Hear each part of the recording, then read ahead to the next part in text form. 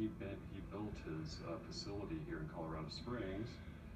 And then on the East Coast, he did so according to the laws of where the pyramids at Giza were constructed, and it had to do with the elliptical orbit of the Earth and those sites' relationship to the actual equator.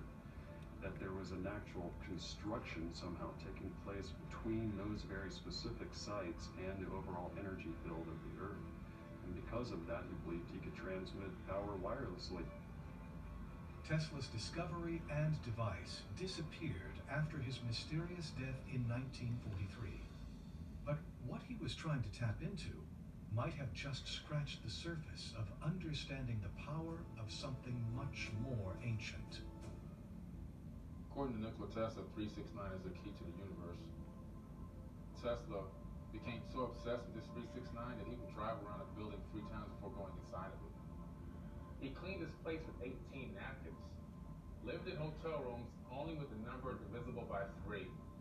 He made calculations about things in their immediate environment just to make sure the result was conceivable by 3.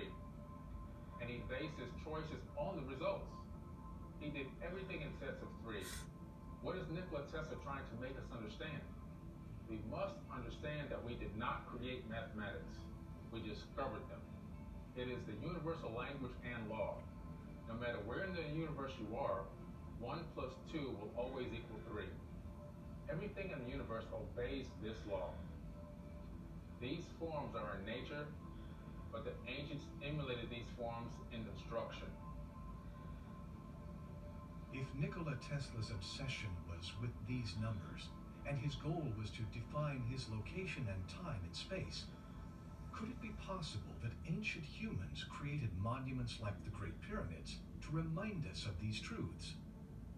In Sumerian tradition and in the surviving texts, there is a very strong and intriguing reference to what are called the 7 antediluvian sages, the 7 sages who came before the flood.